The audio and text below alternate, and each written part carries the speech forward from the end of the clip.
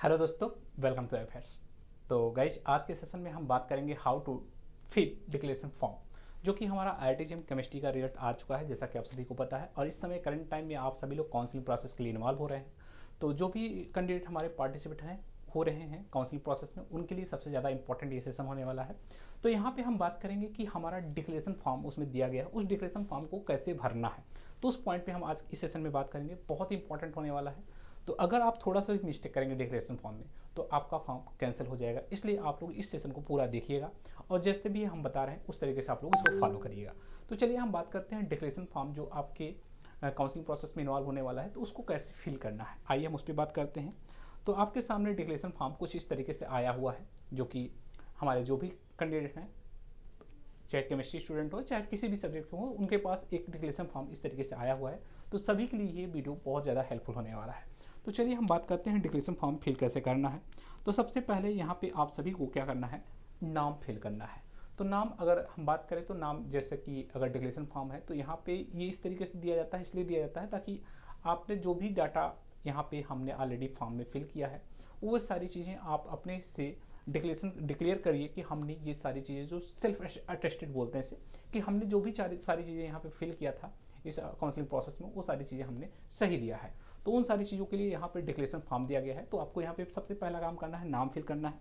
नाम अपना हो सके तो कैपिटल लेटर में फिल करें तो सबसे बेस्ट है, क्योंकि उससे क्या होते हैं, आपके जो लेटर्स हैं वो क्लियर उन्हें मैच हो जाता है। तो अपने हाई स्कूल के बिहाफ पे उस तरीके से नाम को फिल करें, या तो आपने जब IIT-JEM का फॉर्म भरते वक्त जो भी नाम दिया उस नाम को फिल करें।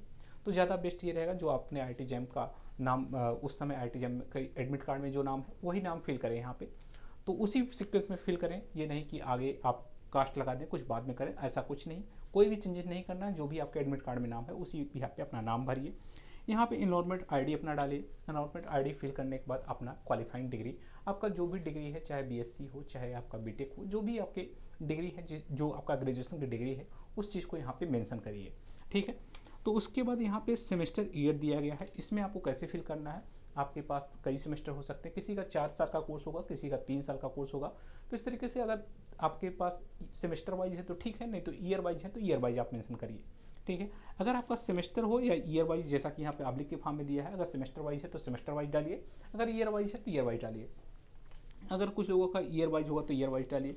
उसके बाद यहाँ पे कोर्स कोड, यानी यहाँ पे नेम ऑफ द कोर्स, जैसे आपके पास मान लेते हैं हम BSc है, BSc में आपके पास 3 सब्जेक्ट है, आपके पास केमिस्ट्री है, जूलॉजी है, बॉटनी है, ऐसा मान लेते हैं। तो यहाँ पे कोर्स कोड आपके मार्कशीट में ऑलरेडी मेंशन होगा। अगर आपका केमिस्ट्री का होगा, जैसे आप अपना मार्कशीट उठाइए ग्रेजुएशन का, तो ग्रेजुएशन के मार्कशीट में आप देखेंगे तो वहाँ पे कोर्स कोड मेंशन रहता है। अगर आपका जूलॉजी है या केमिस्ट्री है या बॉटनी है, उसके भी यहाँ पे अपना कोर्स मेंशन रहेगा। तो यहाँ पे फर्स्ट सेमेस्टर मेंशन करेंगे, यहाँ पे क्या डालेंगे, कोर्स यानी सेमेस्टर डालिए यहाँ पे। उसके बाद यहाँ पे क्या करना है, आपको कोर्स कोड जो भी रहे अपना कोर्स कोड यहाँ पे मेंशन करिए। उसके बाद नेम ऑफ द कोर्स, यानी जो भी सब्जेक्ट है उस सब्जेक्ट का नाम डाल दीजिए, चाहे केमिस्ट्री चाहे जूलॉजी बॉटनी, किसी भी सब्जेक्ट में डालिए, कोई दिक्कत नहीं।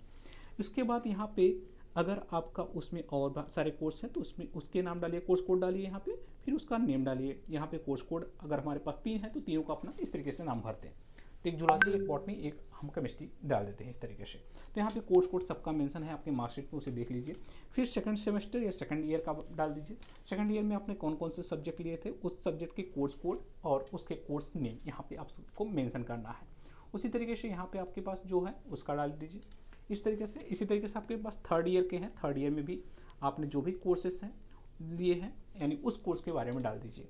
अगर मान लेते हैं कुछ केसेस में कुछ लोग ऐसे होंगे जिनका थर्ड ईयर कंप्लीट नहीं हुआ है, तो वे लोग सोच रहे होंगे क्या सर मुझे थर्ड ईयर है, मेरा वेटिंग में है, तो क्या मुझे यहाँ पे थर्ड सेमेस्टर का डालना है या थर्ड ईयर का ऐड करना है या नहीं करना है कोर्स। तो डेफिनेटली यहाँ पे अपने कोर्स को ऐड करना है, तभी तो पता चलेगा कि आप थर्ड ईयर में कौन कौन से सब्जेक्ट लिए हैं और उसी बिहाफ पे आपको दिया जाएगा वहाँ पे। तो इसलिए आपको कंपलसरी है कि थर्ड ईयर में आपके कौन कौन से सब्जेक्ट हैं, या थर्ड सेमेस्टर में, यानी अगर बात करें फिफ्थ सेमेस्टर में और सिक्स सेमेस्टर में आपके कौन से सब्जेक्ट हैं, उसे भी मेंशन करना पड़ेगा। तो यानी आपके अगर सेमेस्टर वाइज है 1 to 4 सेमेस्टर हमने ऊपर वाले में फिल कर दिया। उसके बाद हमने थर्ड ईयर में हमारे पास फिफ्थ सेमेस्टर आएगा, फिफ्थ सेमेस्टर में भी जो भी होगा उसे भी हमें मेंशन करना होगा। तो इस तरीके से यहाँ पे आपका जो भी कोर्स कोड है उस कोर्स कोड को भी मेंशन करना है। इस बात को ध्यान रखिएगा, जो जिस सब्जेक्ट का जो कोर्स कोड होगा उस कोर्स कोड को भी यहाँ पे सबमिट करिए। चलिए, तो अगर मैं बात करूँ तो यहाँ पे हमारे पास इस तरीके से कोर्स कोड मैंने मेंशन कर दिया। उसके बाद यहाँ पे क्या है, यहाँ पे दिया गया है, अगर आपका फोर्थ ईयर है, फोर्थ ईयर तक का है, तो बीटेक वाले हैं तो फोर्थ ईयर तक का होता है, तो वे लोग भी अपना फोर्थ ईयर का भी या फोर्थ सेमेस्टर जो भी, यानी उनके पास सेवन सेमेस्टर होगा, सेवन सेमेस्टर का वो इस तरीके से ऐड करेंगे।